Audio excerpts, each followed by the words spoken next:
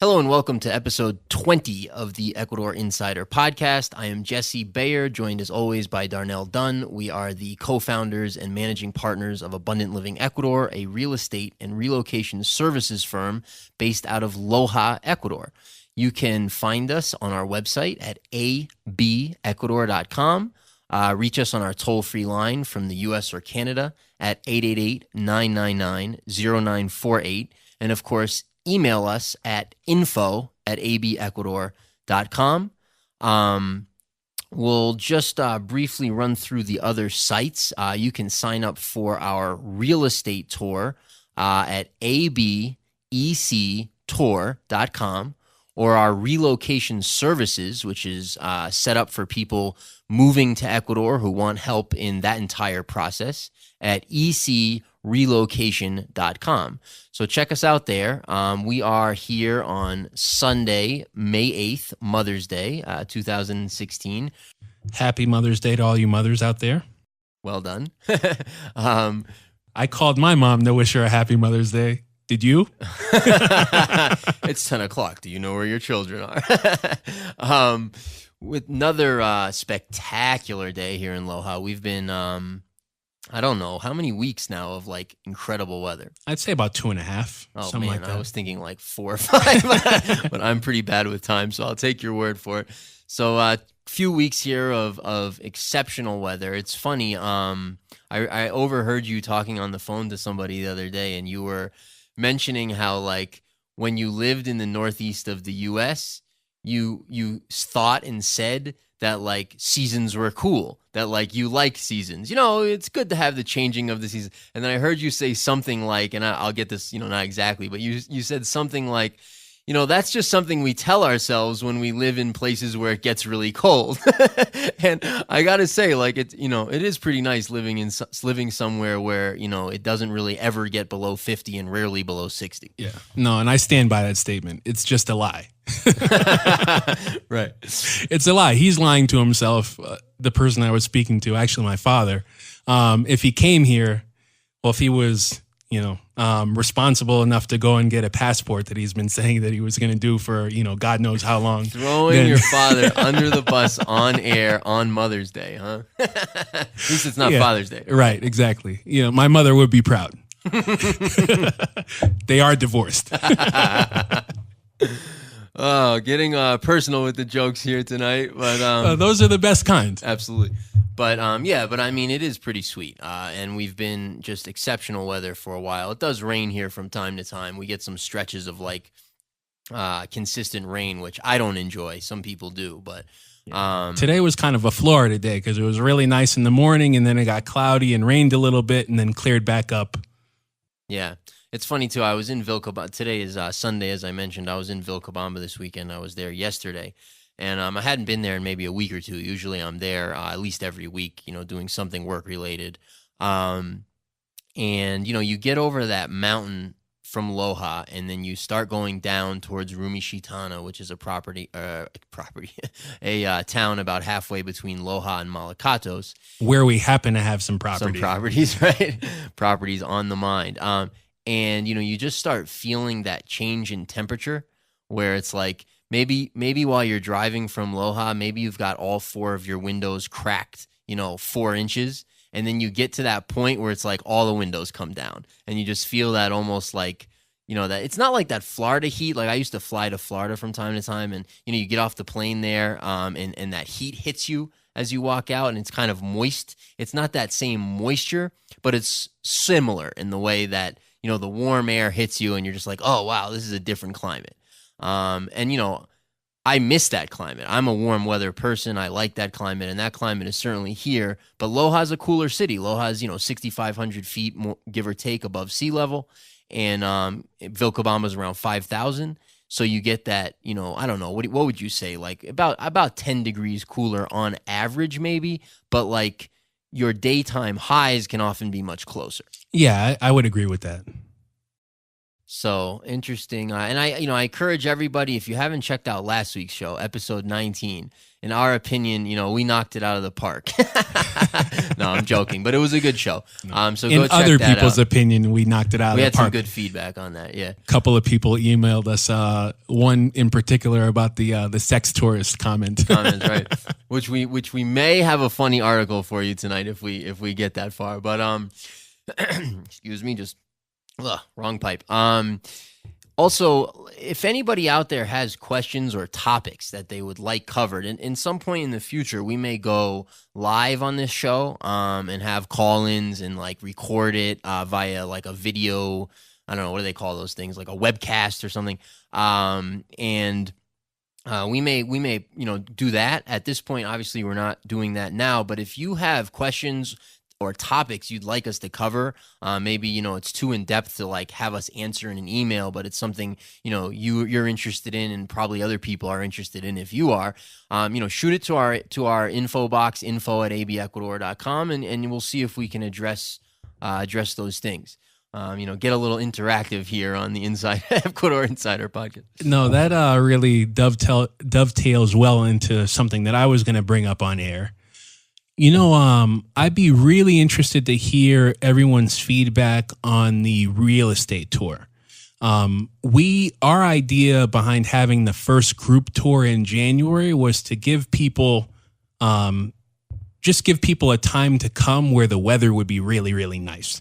January typically is really, really good weather without a whole lot of, without fail, basically. Whereas there are other parts of the year that are just more difficult, where the weather could be good or bad.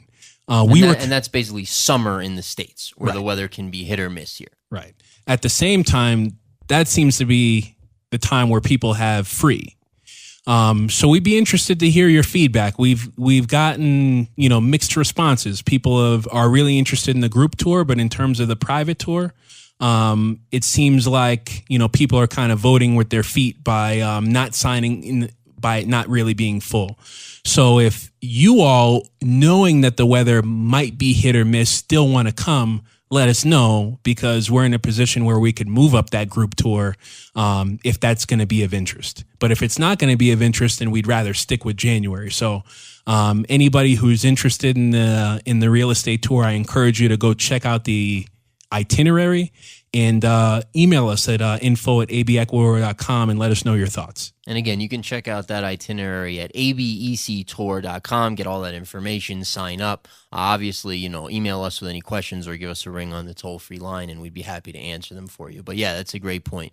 All right, we've got a bunch of stuff tonight. Definitely some interesting international news, some real estate news, some local news out of Loja, some observations of ours as far as what's happening here, some investment stuff we're going to get into.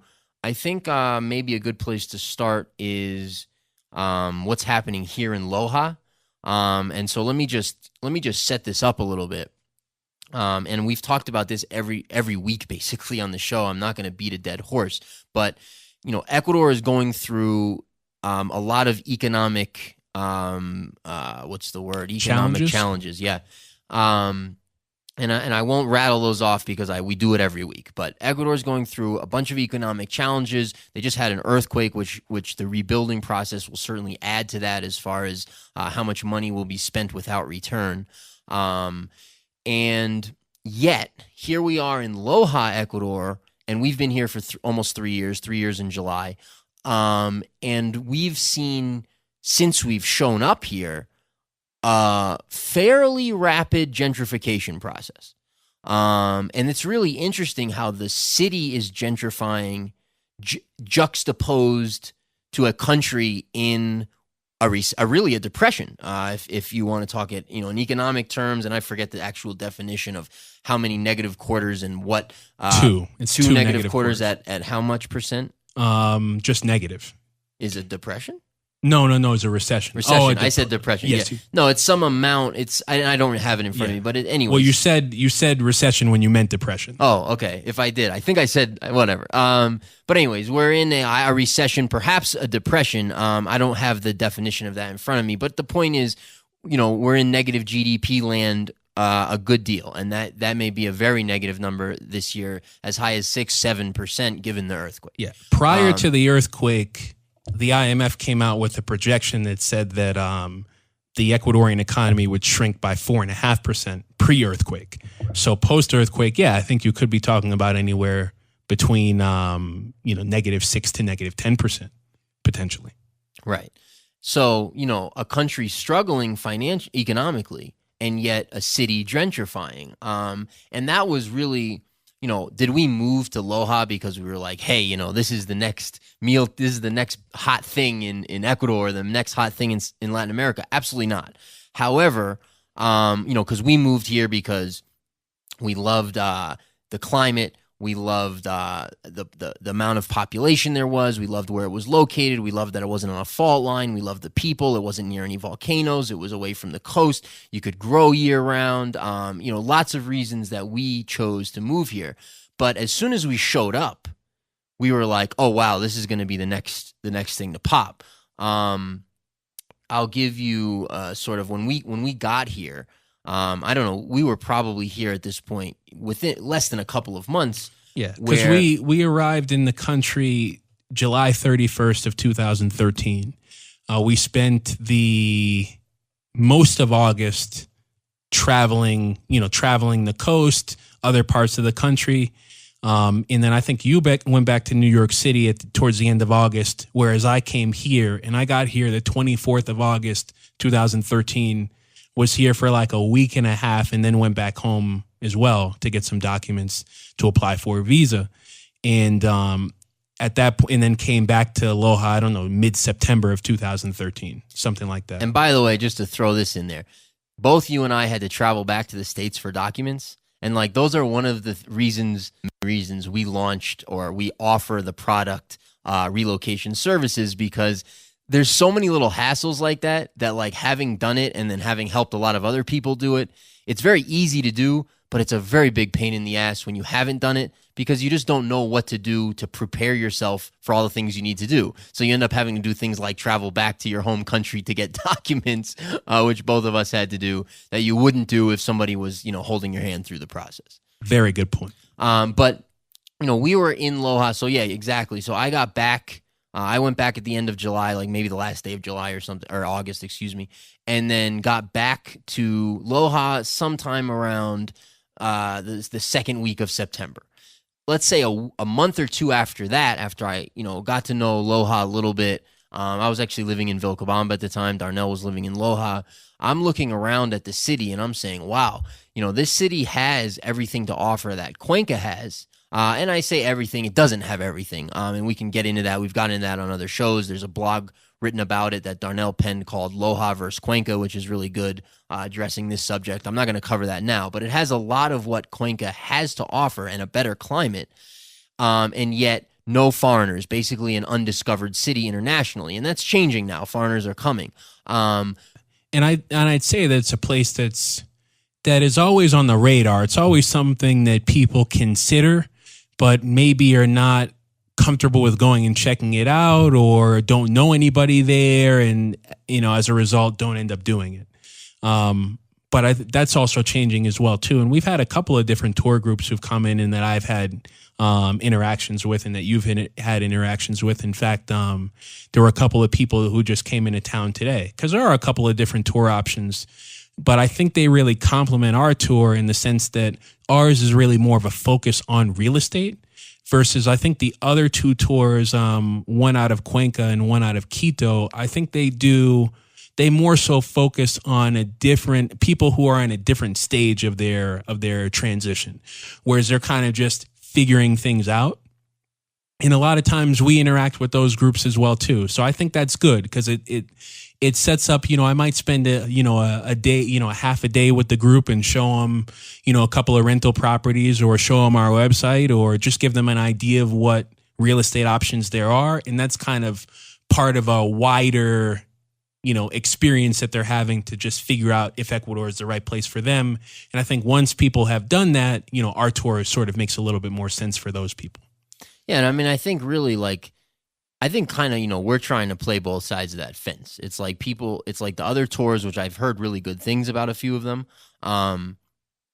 It's really just get to know Ecuador, period. End of story. And it's like our tour, we want you to get to know Ecuador, and we want you to get to know the Ecuadorian real estate market, and we also want to get you prepared for life in Ecuador should you choose to move here. So we're trying to like hit all of those things as opposed to somebody coming, doing a tour, checking out the country, and then coming out having to come back and check out the real estate market and find all the contacts that can help them with things like visas and banking and investing and, all those sorts of issues. It's like we want to give you all of that in one shot. But anyhow, so I don't know, a couple of months in Loja, I'm looking around and I'm saying, wow, this is an expanding city. You talk to people and they say, Loja 10 years ago, only covered this amount of the valley, and now it covers this amount of the valley. And yet all of the hills around Loja at that time were essentially undeveloped. Basically, the valley below a certain point was developed, and then above a certain point essentially was not. Here and there, but essentially was not. And at the time, it seemed like Ecuadorians were not so interested in living in those beautiful mountainous, areas. Not mountainous in the sense that they're not flat. I just mean mountainous in the sense that you're high up and you have the views. Areas above the valley of Loja, which to a foreigner really, from my perspective, would be the best place to live. You can spread out, you can have some space, you can have the views, the air is incredible up there. You get the sunrise and sunset really over the mountains, and the windmills on one side, which are really ugly if you ask me. But yeah. They had a interesting like sidebar here. So when they were talking about doing this wind farm off the coast of Massachusetts in the Cape, this was like a big. I remember this. They got voted down. Like I have family in Massachusetts, right? Yeah. And it was like people were talking about it's going to be an eyesore and it's going to destroy my property value and like this, that, and the third. And personally, I don't think they look bad. But I can understand why somebody wouldn't want that disturbing their view. So it's just interesting here. People uniformly like it. I've never heard anything negative about it here from Ecuadorians. Right. The consensus is in. And then also the foreigners who come here, oddly enough, like it. I haven't had anybody say. It's that whole like global warming, like forward thinking, progressive, like, blah, blah, blah. Progressive. That's the word I was going to say. You took the words out of my mouth. Right. Anyhow, so I'm looking around, I'm saying, wow, this is an expanding city that doesn't have anywhere to expand but up. And I was saying to Darnell, my God, we should put a fund together and buy all this land, or not all of it, of course, but buy a lot of land in the upper regions of the valley of Loja, because outside of those places, there's nowhere for Loja to expand. I then subsequently rented a house many months later in one of those areas. When I moved in, there were not a single house built above me. There are now at least 15 or 20 luxury homes built in that area above the house that I'm in those areas surrounding Loja. So it's a great example, but I think even maybe a better example is like we're just seeing every new store or shop or restaurant that opens up is like posh. It's like hot shit. It's like, it's like trendy. It's like, what's the word when urban chic. Right. When yuppies. It's like yuppie. Yeah. So yuppies are like the old hipsters. Yeah, or right. Yeah, right. That might work. Yeah, not necessarily in terms of who they are, but what they represent. Like, well, but see, the hipsters come first. At least, well, okay. So let's frame this for a second. So if I actually made my money figuring out which neighborhood was the next to gentrify in New York, that was what I was doing in New York City. Now, the parameters, as many of you know probably, because it's really, I think it's true for any city in the States, and I haven't invested in Europe. I don't know about Europe, but I would guess it's probably the same, is the first thing to happen when a neighborhood is going to gentrify is the artists move in, immediately followed by and sort of one in the same with hipsters. And once the artists and hipsters are in, even in small numbers, that's almost a guarantee that next the yuppies are going to come. So they're sort of like, that way, I think. But anyways, we've seen that happen in here. And here it's very different, I think, the factors driving gentrification. It's certainly not artists and yuppies and hipsters. It's more expats, I would say. It's expats, and it's like the expats have hit a lot of the places in Ecuador and not here yet. So this is sort of like the next place in a natural progression. Right. Because I don't think there's really anywhere. It's kind of the last frontier of the mountain cities. Right. And that's something you would look for back home as well. I mean, the neighborhood that I ended up investing in Brooklyn, it was the last neighborhood in New York City that had brownstones that you could get for under $1 million. So it was, it was fair, and there was a lot of other factors that there's no point for me to get into here, but it was fairly obvious that particular place was going to attract a lot of people over the coming years, and I think Loja in that way is the same. Mm-hmm. That's a good point. And what other sort of aspects do you see some similarities between the gentrification of a neighborhood like Bedford-Stuyvesant in Brooklyn, where you made your money, and here in Loja? I mean, I think the only real most of the things that I see are very different. I mean, the factors driving the gentrification, and I don't know if you would really call it gentrification in Loja. It's not like different people are moving in. Like in the States, you think of gentrification, it's like, it's like the people who have lived there forever, like, get like priced out, and like, yuppies move in. That's kind of like the deal. In other words, you get rid of all the black people. Right. Whereas, here, nobody's leaving or coming per se. It's more just the city getting nicer, basically. So it's different in that way. But the things that some people might disagree with you. Touche. But so it's different. But I think the thing that I see that's the same is the process of gentrification. But I would use a different word here. I don't know what the word is, but I'll just use gentrification because I don't have a better word. But right. The process of gentrification. So whereas like in the neighborhood I was in, the 99-cent shops and liquor stores turned into pretty little cafes and pretty little bars or restaurants and corner stores that were nicer and had organic options and stuff. That's what you saw there. What you see is it's like a lunch place that's just like your average everyday Ecuadorian lunch place will turn into like a little pastry shop or a pretty little cafe that serves coffee and is really nicely decorated and like looks pretty, and prices are also a little higher as well. So you're seeing like that sort of gentrification, and then the construction as well. I mean, when we first got here, there was nowhere near as many nice buildings, nice homes as you see now, and you're seeing those go up as well a lot in a time when constructors, I'm using the Spanish word, developers can't get loans. So you're still seeing that in the face of that. So it's kind of interesting though. Yeah, that is. So if I'm hearing you correctly, it just seems like the factors driving the change may not be the same, but the change is still happening. Exactly. But black people aren't getting pushed out because you're one of 10 black people in Loja. Not enough of us to push out. Right.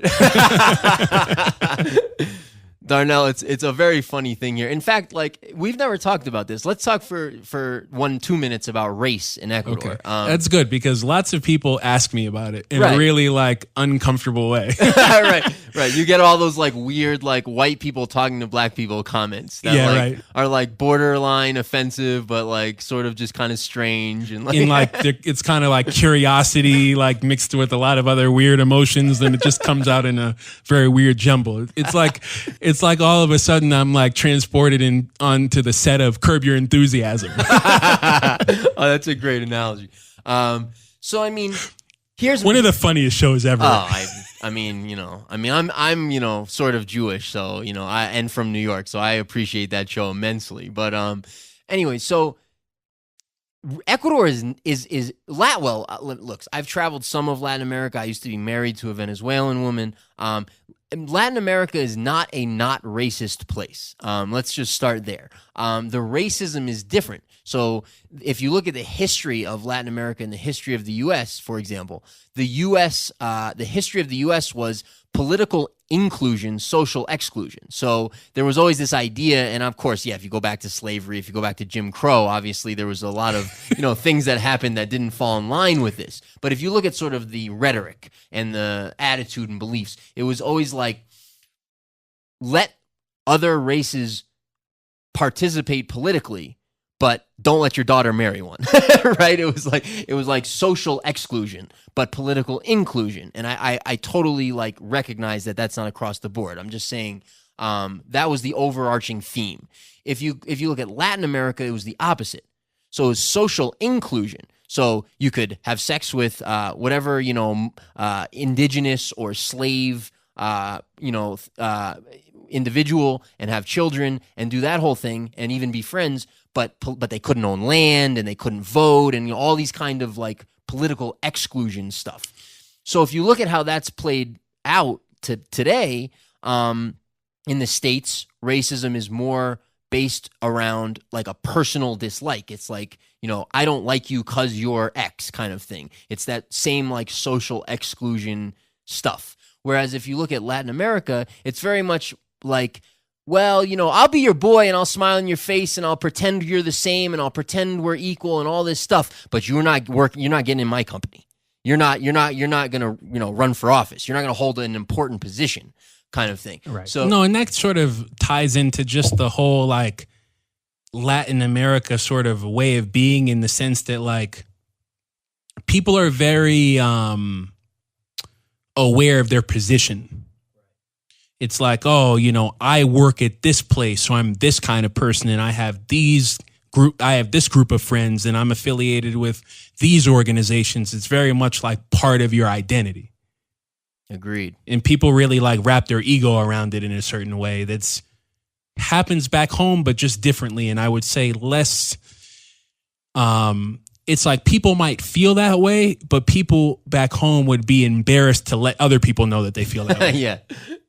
Whereas here, it's kind of like, fine. Well, it's like, the way that plays out in certain ways, like you can call people by how they look here without offending anybody. So you can say like any girl who's skinny is flaca, any guy who's skinny is flaco, any woman who's like 10% dark skinned is negrita or something like that. So you can call, hey gordo, like which means fat guy. Yeah. So like there's no, for example, when you submit a resume in Latin America, you include your picture, something that I think is illegal in the States. Yeah. Like so it's very different that way. But I would say like interesting. So this is like I'm white, obviously, and I my background, I'm Irish and I'm Jewish, and I grew up in Vermont and lived in New York most of my life. So that's my background. So from my perspective, so I got here. I'm aware, obviously, of race and like how I'll sound like a racist person right now and say like I always had tons of non-white friends my whole life, which like any racist of course will say, or anybody. I'm not racist. I have a black friend. right. So I'm aware of those things, but it's still from my perspective, from my slant. So we got here. We flew in. We got into Quito. And we're staying at this was actually after the 3 weeks when we were traveling. Oh, you're talking about that guy at the hotel who didn't like me. Like that guy had an issue with me. He had an issue with you. So we're at this hotel and this guy like really doesn't like Darnell, and like it's got to be because he's black. There's no other reason. Then the guy says to me, I don't know if it was like you were sleeping or if it was after you left, if maybe I was there an extra day or something. But yeah, you were there an extra day. I was. Okay, yeah. So the guy's like, he's like, we're talking about the country, and I'm like trying to speak Spanish. I like speak no Spanish at that time, and I'm like, well, we've been here. I'm like, I'd like to get here and here and here. And one of those places I mentioned was Esmeraldas, and the guy's like, Esmeraldas, like black people live there. Why the fuck would you want to go there? And I'm like, oh, that's why you were like, looking at my friend that way. Like, it was funny too because he gave me a ride back to Quito and like charged me for it. You mean the airport? Yeah. No. Oh, to Quito. Yeah, to Quito. Because you were going back somewhere else and I was going to Quito to go get some bags. Yeah. So, I stayed there, I think, because he had a hotel, but really it's not a hotel. It was just his house. Yeah. He turned it into maybe like what would be considered like a bed and breakfast or something. Yeah. And so I stayed maybe afternoon. And even a real hotel in Ecuador won't charge you an extra day for something like that. You mean he charged you for the extra day? He charged me for the extra day. He charged me for the extra day, and then he charged me to give me a ride to Quito. So, I mean, he might have charged me an extra $75 or something like that. And this was like before, you knew the deal and spoke Spanish to tell him to go fuck himself. Exactly. And that's all it would have taken for him to not charge me. But he had like an issue with me with the color of your skin. Yeah. Right. No, he did. And didn't even tell me that he was going to charge me extra for staying like 2 hours afterwards in a very informal Which doesn't setting. exist in Ecuador. No, but that doesn't, like you said, that doesn't exist. Right. But anyway, so that was an experience we had. I don't know that there's been many more like that. That might have been one of the strongest ones. I would say that's really the only one that I could really point to in almost 3 years here. Yeah. And I'd say also too that I certainly get treated differently from other black people who are from Ecuador. Yes. And that's what I wanted to get into. It's like what you've done a magnificent job of, from my perspective, is making people treat the human being as opposed to any other prejudices they may or may not have. Because it's like, as you were touching on a minute ago, people very much cast people based on whatever they think about them: color, skin tone, size, family, last name, where they're from, etc., etc., etc. And so in Loja, and this is a little different on the coast, it's different on other places, but in Loja, if you're black, basically people look at it like basically you either play soccer, you're a security guard, or a police officer. Or military.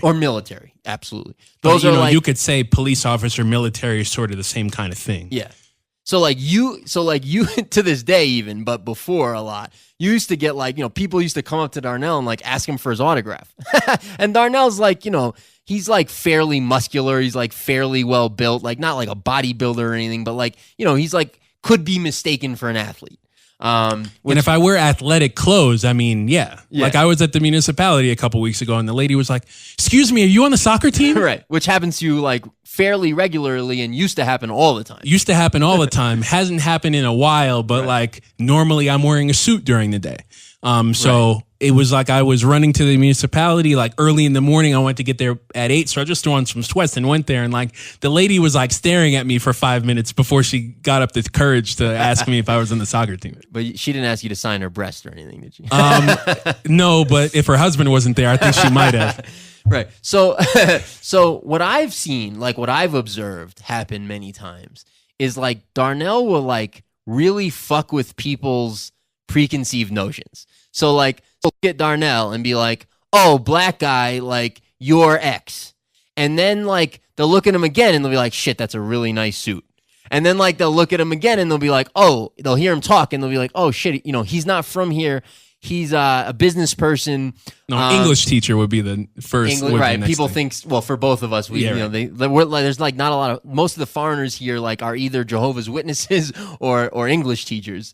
So like, but then what I'll see happen time after time is like Darnell will like then speak to the person and like within 30 seconds he has their complete respect. And like, so that's interesting about Ecuador. It's like, people might be racist in a certain way. They might like look at people differently in a certain way, but it's like, it seems fairly easily broken. Because, Darnell has done business with the who's who of the upper class of Loja, who would be the most racist people in Loja for sure. And, is part of the club. So, interesting that way from my perspective. Yeah, no, I think that's, and I don't think about it just because I'm myself. I don't have that perspective to look at it from somebody else's point of view. But yeah, I would say that's pretty accurate. So racing in Ecuador. Hopefully we never have to talk about that again. For some reason, I doubt it. Well, at least maybe you won't have to talk about it again. Right. And going back to the whole gentrification of Loja topic, Yeah. Something else that's interesting when you, in the context of all the things that we've talked about so far, is the regeneration project, Right. that the local that's a big government has piece. going on. So it's the project they've outlined to take 28 months, but like any other government project anywhere in the world, it will take much longer than that. We'll see, though. Although I got to say, and I'm sorry to interrupt you, I have to say, Ecuador, for all its socialist government bullshit, Ecuador does an amazing job of getting projects hammered out. Guys sit around less on government jobs than they do where I'm from. Go ahead. You might be right. I mean, they're talking about doing the entire urban core of the city, and they're saying that they can do this in 28 months. I think it's going to be more like 36. But we'll see. We'll see what happens. Which would be a major accomplishment for government. If 28 only turned into 36, chalk that up in the win column. Well, I'm taking into account your comment about, the government doing things somewhat quickly here when it comes to infrastructure projects. So I think, plus 8 months is about right. I mean, they're having similar issues with the tram project in Cuenca. Right. They're pushing that back by a year. Although I think that's more like a running out of money thing. Although I'm not sure completely about that, but that seems more like, oops, we ran out of money than like, we just can't get this done. Right. Well, I mean, either way, delays. One in the same, yes. Right. But anyways, talk about the project a little bit. So what is the plan for the mayor Chato has here in Loja, and what are they trying to do? Yeah. So really, it's just a beautification of the city, which I think also is something that falls into to making the city more attractive to foreigners. Yeah. Who it's already on the radar for. So it's going to involve a complete overhaul of the water and sewer system. Right. And they're digging up all the streets all over for that. Right. Obviously, they'll have to repave those when they're done. They'll be burying all the fiber optic cable and electrical networks. Oh, so, is that right? So yeah. Are they doing fiber optic throughout now? That's what, or at least just for the urban core, the connections are going to be there. And what is considered the urban core? The urban core is considered from starting at the door of the city. Okay, so that's pretty far north. That's decent. Yeah. Yeah. So and then how far south? How far it goes down to about does it get out to Supermaxi? No, it's about 4 or 5 blocks before Supermaxi. Okay. So that's the north to south, and then from east to west, it's the rivers. So from Avenida, so the two rivers, basically. Yes. Okay. Well, just to give people perspective on that, let's see. I'm familiar with New York. I'll have to use that. Maybe you can give them a Boston reference. But if you were looking at Manhattan versus Loja and saying that same distance, it would be like something like 110th Street down to like 10th Street and to 3rd Avenue to 10th Avenue kind of thing. Mm-hmm. Would be like that amount of coverage for the city. So a pretty good section. Yeah. I'd see if we were talking about Boston, we would be saying all of the downtown area, I'd say, including the theater district. So from Interstate 90 or Mass Pike to, I guess you could say to like Faneuil Hall, basically, something like that. I have no idea what you're talking about, but yeah. Anyway, so they're burying all that, and then what are the other plans? So in addition to burying all that, they're going to be adding LED lighting. Where on the streetlights? On the streetlights, yeah. Are they going to put in those rape phones that they put on college campuses as well, or only the LED? No, well, rape is legal in Ecuador. We're both joking, folks. Right. So LED lighting. So is belting your girlfriend. It's not legal. In fact, they're cracking down on that shit. Be careful, guys out there. So LED lighting, fiber optic, sewer water, closing a couple of streets in the urban core to automobile traffic completely. Yeah, yeah, or at least partially. Extremely unfortunate. What streets? The one that I'm sure of is 10 de Agosto. So Okay. the street that the one that runs above Central Park. So if you're a business on that street, luck to you. Yeah. Jesus. So, and then they'll be beautifying a couple of the major streets in the city, including 24 de Mayo, where our office is, Juan de Salinas, which is kind of the major northbound secondary road that goes from east to west, from inside the urban core, and then 10 de Agosto, which is one of the main secondary roads. So That would by be like secondary the roads, crosstown, Exactly. the crosstown streets. the east to west and streets, then right. and then Also Bolivar, which is the main street in town. that runs through like the Parque Central, like the Right, exactly. center square. Yeah, it's basically the street that well, I guess that's not the entrance to this door of the city, but it's close by. Yeah, and then they're doing a bunch of. My understanding is they're doing a bunch of like building code stuff in some of the downtown area as well. That, I mean, I don't know that anything's changing with the building codes because they already have some building of that codes on the in books. place. I think all the building codes are in place. Sorry, go ahead. Yeah. One thing that they're going to do specifically with Juan de Salinas as well is they're going to put a divider in the road and like put a planter there with trees. So there'll be some tree planting as well too that happens throughout the city. And by that building code stuff, and I don't know, like I haven't really looked into it in terms of exactly what's on the books and what isn't and what's coming on the books, but I'm talking about basically the equivalent of the words escape. Zoning, thank you. So they're, the type of facade you have to have, the type of roof, the type of blah blah blah in the certain area in downtown. Yeah. They really already have that with the really with older buildings, how you can renovate them and Right. things. They have very strict codes there. They have something similar in Cuenca. The thing that's happened there in terms of those kinds of things can work out well. I mean, it's worked out well in Cuenca with their zoning in terms of, in the downtown area, you can only construct or remodel buildings in this way. In the city has a nice continuity to it. And as a result, I think that's one of the factors that's led more foreigners to go there is that it just aesthetically is a better looking city.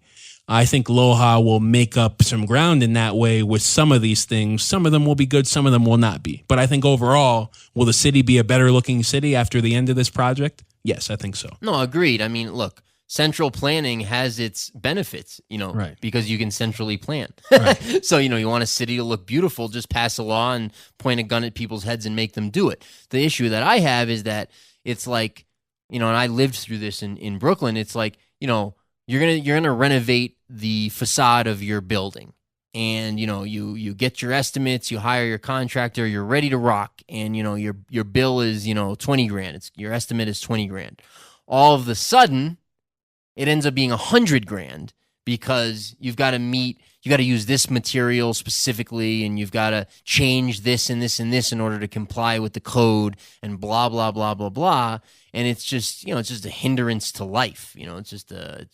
So, No. but agreed. Absolutely. It will look better. And Cuenca has looked, does look incredible in certain parts of the city as a result of those things. So, absolutely, that's true. Right. So, what I think is of interest to our listeners in this case is just that you've got a gentrifying city that's putting in improved infrastructure, is going to look aesthetically more pleasing, and as a result of the current economic situation, has real estate that can be purchased at a discount. Absolutely. So I think that's the main thing.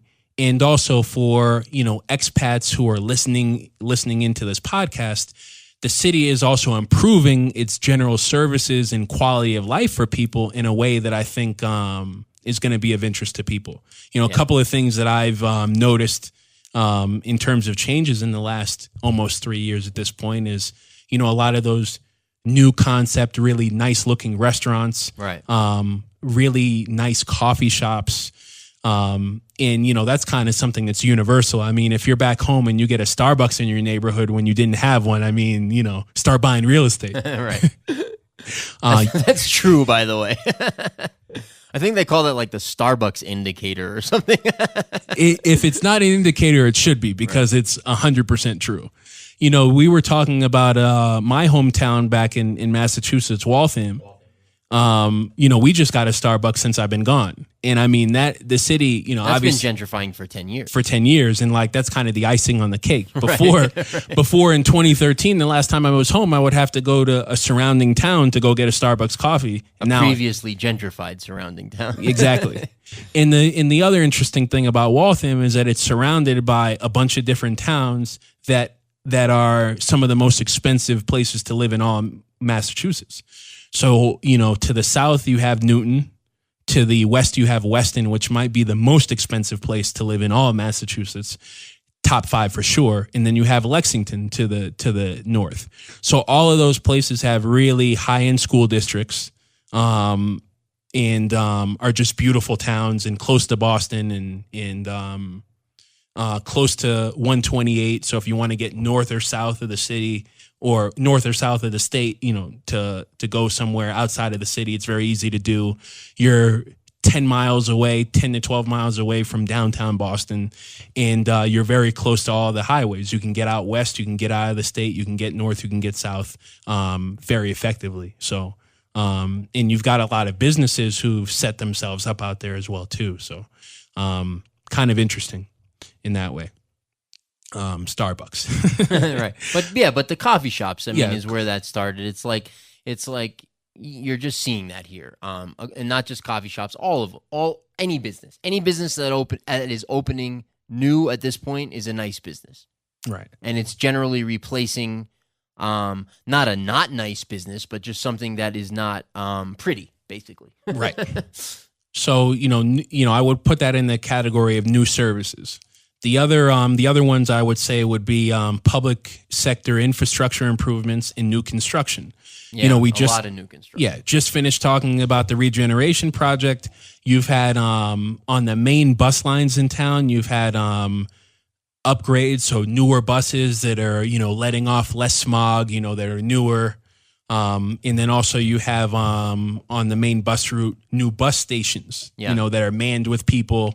That are, you know, aesthetically more pleasing, you know, and those are, you know, it was already adding to a nice thing about Loja, which is that you can get almost anywhere in the city for 30 cents a ride. The other thing too that's awesome about Loja is that there's very little traffic. Now there's a little more now with the gentrification, the improvement, what are we calling it? You know, urban renewal. Renewal, right.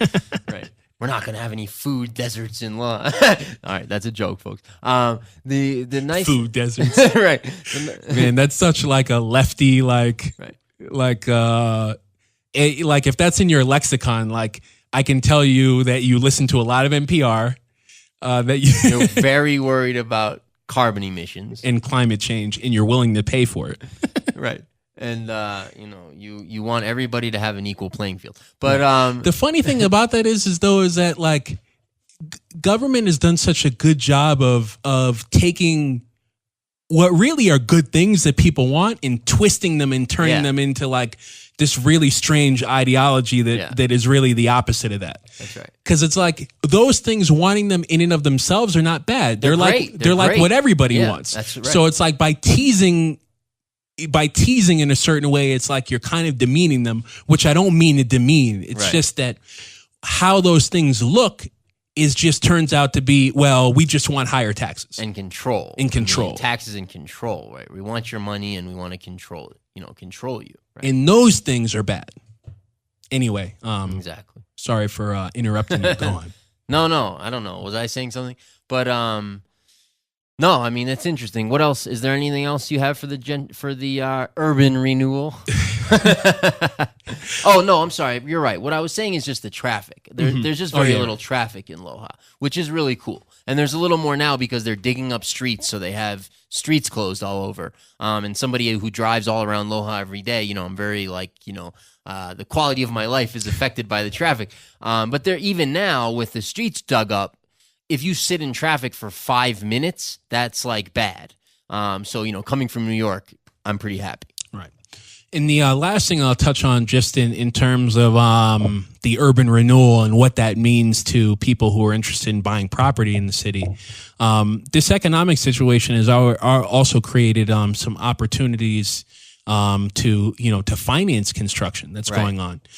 We have an architect friend of ours who approached us about financing the completion of a building in downtown Loja. It's 4 blocks away from the from the center of town, right on the main road. David. Yeah, well, David. That's it's from the municipio, which is basically in Parque Central. It's 2.5 blocks. Okay, so 2.5 blocks. Okay, so it's really almost like right downtown. Right. So very close. He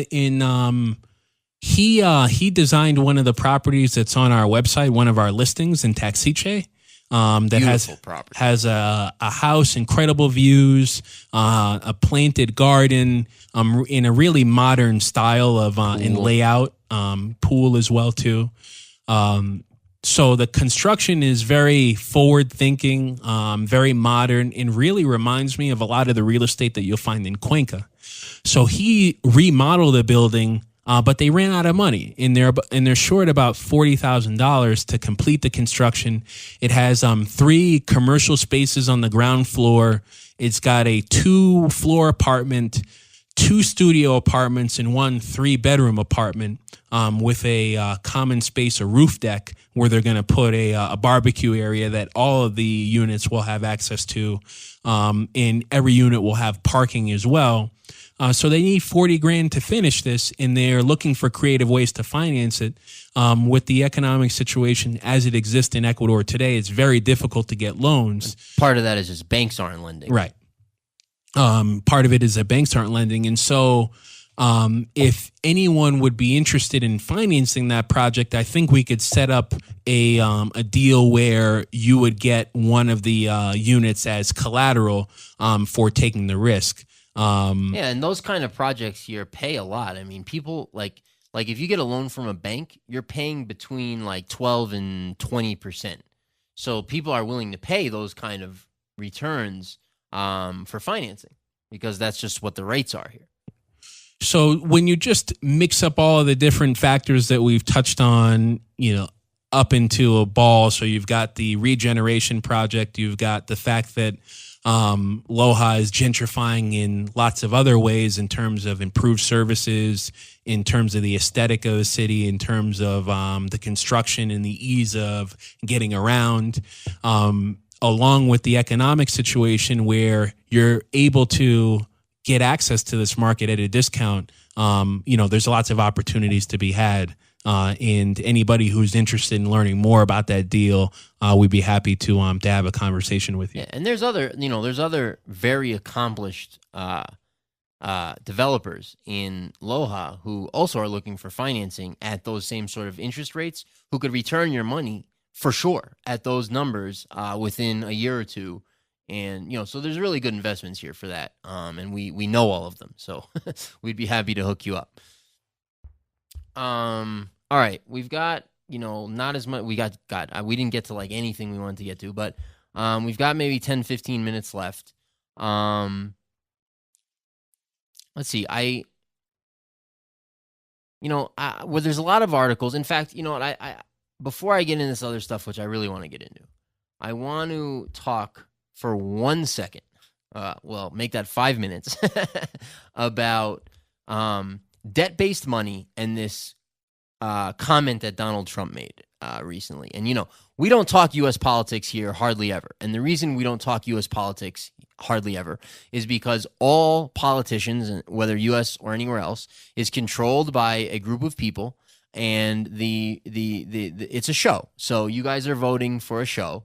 We don't talk about it because regardless of who gets elected, the same things are going to place. So George Bush and Barack Obama and Bill Clinton and George Bush Sr. And Al Gore and anyone else are essentially the same person. So we don't really discuss that because it's just a show. It's literally entertainment. If you're into that, enjoy the entertainment. I'm not into that. I can tell you what the next president is going to do now already on a lot of fronts. So I don't enjoy, discussing that. Yeah, it's basically the opposite of anything that he tells you or she tells you. Right. Yeah. Right. Right. I'm gonna close down Guantanamo. I'm gonna get out of Iraq and focus on Afghanistan. Label GMOs. I mean, you name it, and that's true for any president. I'm not picking. I'm gonna cut the deficit. Right. Ha ha ha. Right. I think every Republican president in the history of the world has promised to cut the deficit and added to it by a huge amount. I mean, if you but Obama also talked about cutting the deficit. If you go back to his ha. Right. So we don't talk about politics really here because it's bullshit. However, this is interesting. So setting this up, okay? Any country, which is every country on the planet, any country who prints money at interest, debt-based money, eventually their currency collapses. Okay? So if you're not familiar with that story, Google debt-based currency or fractional reserve lending and enjoy the next 3 days of your life figuring that out. But money is created at interest, and the interest is not created without interest to repay the interest on the money that was created. Okay, so that's true of any currency on the planet. All currencies on planet Earth are created at interest. Therefore, there becomes a mathematical point in the history of that currency where not enough new money can be created to pay back the interest that was created on the old money. See Venezuela. Which I have some nice articles for that, by the way, if you want to talk about that. But exactly. And see every other country on the planet. Generally, currencies collapse every 40 years because of Bretton Woods and other factors. The U.S. dollar has been in place for longer. But, okay. So, Donald Trump, and I haven't watched it. I haven't even read about it, really. Donald Trump, and this is out of Forbes. The headline is, Donald Trump's glorious threat to default on the national debt is just the conventional wisdom. And I got to say, look, he writes for Forbes. He's not authorized to really talk about it, but he kind of hits it. Donald Trump has pointed out that if the U.S. got into trouble with the national debt, if the U.S. got into trouble with the national debt. That might be the best. If that's not the best part of the article, like if it gets better from there, better. Like it does get better. Please read on. Then it would be possible to negotiate that debt down, aka default. That's my commentary. Perhaps buy it back at a discount, aka default. Negotiate somehow with the holders of the debt so that they will agree to take less than the full amount they are owed, aka default. This has, of course, had all sorts of people up in arms. But the glory of this is that Donald Trump is exactly correct here. Yeah, you think? Even if we usually prefer that people don't say so. To prove this point, I mentioned just 4 words. Puerto Rico, Argentina, Greece. Oh, yeah. Well, I guess Puerto Rico's 2 words. Okay, you got it. 4 words. For what it is that all people are thinking. All financiers, bien pensants, what is that? I don't know. Bien pensants and politicians have been calling for in those 3 cases. Sorry, let me read that better. For what is it that all right-thinking people, all financiers, bien peasants, and politicians have been calling for in those 3 cases? That there's too much debt, and thus those who lent the money should be paid back something less than the amount they lent.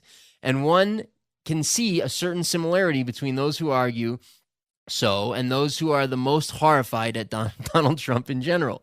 Yet all Trump is actually giving voice to here is the entirely conventional wisdom.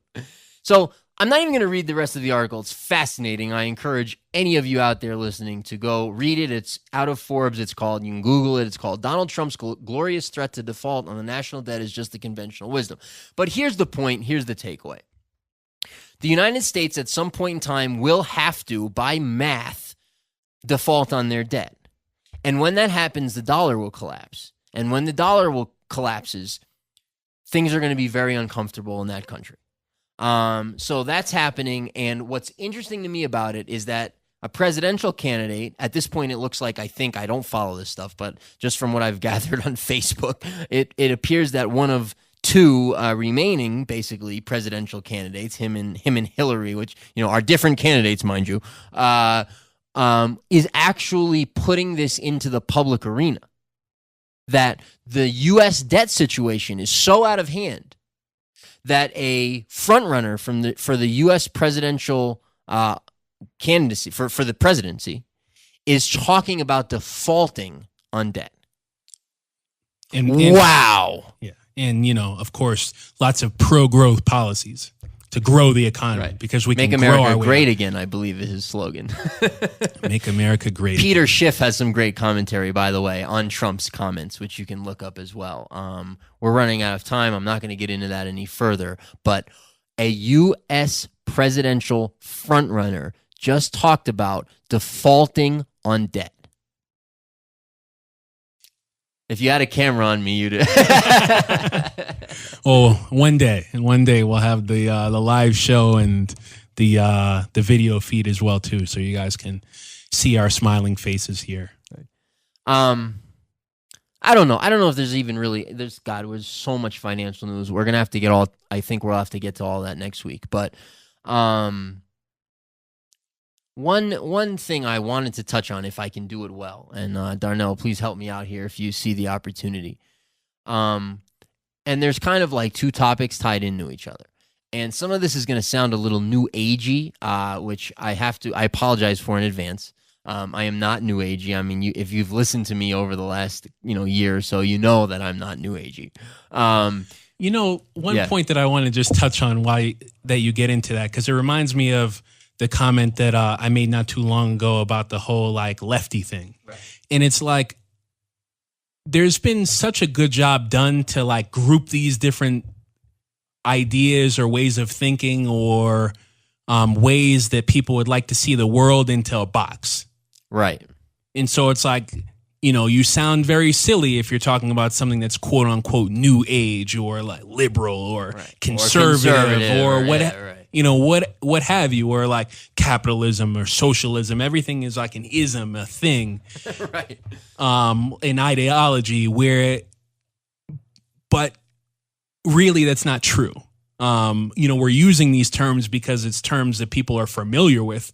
I think that's kind of the issue and the problem in a certain way. That is such an excellent point. Because it stops people from looking at what makes sense, because everything has been put in a box and it gets either praised or ridiculed or, makes people feel ashamed of it in a certain way. In that really could be the antithesis or sort of a barrier to people living the way they want to. But I digress. Go ahead. No, I mean, that's really well said. I won't add to it at all. Before I get into this, two headlines very quickly out of Pan Am Post. Hungry Venezuelan soldiers steal goats amid food shortages. I will not read the article, but guys, vote socialist. Second article, hungry Venezuelans hunt dogs, cats, pigeons as food runs out. But I digress. Okay, so here's what I want to get into. Two things very quickly. I hope to take less than 10 minutes to do this because we've got to wrap up the show. I wonder whose goats those are, by the way. I don't know. They like go into somebody's farm like, give me that goat. Well, they have guns. They're the military, so, Vote 2016.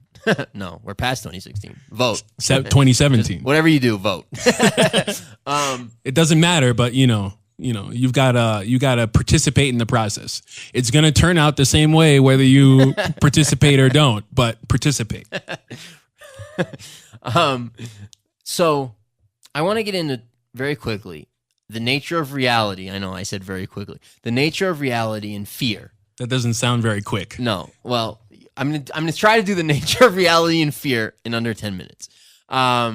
So I can't get into this because I don't have time. But you have a computer, Google the double slit experiment, okay? So the double slit experiment and others proves that nothing exists until we interpret it into existence, okay? So, that's... So if a tree falls down in the forest and no one's there to hear it, right. Did it actually fall? So that's, we're in quantum physics world here. We're in esoteric. We're out there. But... there has been a lot of scientific evidence that shows that it is the mind interpreting frequency or interpreting energy that brings it into existence. Prior to that, it did not exist. It was simply in the form of vibration or energy. This is an article actually from 2015. It's out of sciencealert.com. You can certainly Google it and find it. It says reality doesn't exist until we measure it. Quantum experiment confirms. And this plays off of the double slit experiment. I'm not going to read the whole article, but I'll read a little piece of it. Australian scientists have recreated a famous experiment and confirmed quantum physics' bizarre predictions about the nature of reality by proving that reality doesn't actually exist until we measure it. Skipping a little bit, that all sounds a little mind-meltingly complex, but the experiment poses a pretty simple question. If you have an object that can either interact... you know what? Actually, that's... it's a little too much to get into this whole article right now. But here's my point. What quantum physics is proving in this day and age, okay, what the metaphysical world is proving in this day and age, is that to a degree, and we can debate about what degree, I would be on the side of almost 100%. Other people who still understand these things might argue less than that. To a degree, we create our own reality by how we interpret things. And I'll give you a quick example. You stub your toe, and your toe hurts, and you interpret that feeling as pain, and you scream about it, and you yell about it, and you're upset. Well, you've just created your feeling, right? Yes, something happened, you stubbed your toe, but you could have decided, wow, this is an opportunity to realize I should be more careful when I'm walking. Or this is an opportunity to, learn something about, I don't know, mindfulness, whatever, like whatever, it doesn't matter. Contemplate the mysteries of the universe. Right. Anything. But the point is that the law of attraction here is very much in play. And I'm not a huge subscriber to The Secret and all of that stuff, which probably a lot of you are familiar with, although I think they get a lot of it right. They're also missing a lot of pieces. But the law of attraction very much exists. And we know through science that we create our own reality, that literally the perception that we have of vibration and frequency creates our experience. Okay, so that being said, I think what I see a lot, and Darnell, you've talked to me about this a lot, so I know you see it a lot. What we see a lot is we see a lot of people thinking about moving to Ecuador or even moving to Ecuador who have a lot of fear. They're afraid of Ecuadorians. They're afraid of life. They're afraid of things happening to them. Whatever their fears are. They're afraid of all. And look, I understand that. I mean, I would be lying if I said when I didn't get on that plane with you on July 31st, 2013, I didn't have apprehension. I did. We came here speaking, 6 words of Spanish between the two of us. I had 5 of those, by the way. So, I mean, understandable, right? New culture, new language, new part of the world. You're going to have a little bit of, hesitate to use the word fear, but you're going to have a little bit of fear, certainly some apprehension, going to a new place. It's funny, because I'm just not as smart as you. I didn't have any of those fears. Call it stupidity, call it arrogance. It's probably a mix of the two. That's funny. I did not know that until this moment. Because talking about creating your own reality, and maybe this is a good example of this, is that, the idea coming here was just to purchase a piece of land and develop it and make lots of money. And that to me was in line with the kind of life that I wanted to create, which was going to be a lot more freedom and a lot more control and a lot more time with my family. And that's all I thought about. The other stuff, I just felt like, well, do those challenges exist? Are there going to be challenges that present themselves? Absolutely. But that's not going to change my decision to make it work. So it just never entered into my mind. It wasn't until, 6 months afterwards when I was thinking, wow, this is really hard. And that I thought about the other stuff. But I'd be lying if I told you that any of those things crossed my mind before I came. Very interesting. And by the way, Darnell just verbalized the beauty of himself in that statement. That's the beauty of you right there. That's awesome. But the only point I want to make, and we've got to wrap up, but the only point I want to make is that if you come to Ecuador or any other place or any other venture in your life and you're thinking about all the things that could go wrong, what if I get robbed? What if I get killed? What if I can't get my visa? What if the dollar collapses? What if everything I think is not the way I think, and this happens and that happens and blah blah blah, and oh my God, this person tried to scam me and all these. If that's what's on your mind, by the law of attraction, some of those things are going to come to pass. And I think what you and I have witnessed here is that that's really true. The people who come here and they're like, hey, I'm here. I'm loving life. I'm here to do X, Y, and Z. They succeed and have a great time. People who come here with lots of fear. What if this happens? What if some of those things end up happening? And so that's all. That's really the only point I want to make. If you're anything you do in your life, but certainly something this big, watch your attitude. Keep your attitude in mind so that you can attract the things to you that you want to experience as opposed to the things you don't want to experience. Yeah. And I'll close with one thought that ties in really well to this topic and what you just mentioned. And that's that I can point to so many things that have happened and so much support that I've gotten from places that I didn't expect it because of that attitude. As have I. And this will get personal, but I think it's important for people to know, not a personal story about me, but just in terms of the actual point. And this is kind of funny that that he came up earlier, but my father, growing up, we weren't close at all. Or when I was growing up, we weren't close. My parents got divorced. When he was growing up, you weren't close? Right. Yeah, when he was growing up, I was, I didn't exist yet. We didn't really have much of a relationship to speak of. And that's not to say that, he didn't care about me or anything like that. Those are just the circumstances of life that as you become an adult, you realize why your parents maybe make certain decisions. And that's just part of growing up in the maturation process. But I got into a situation where I needed some help financially. And he would be the last person that I would have ever considered asking. He came through for me in a way that I would have never expected.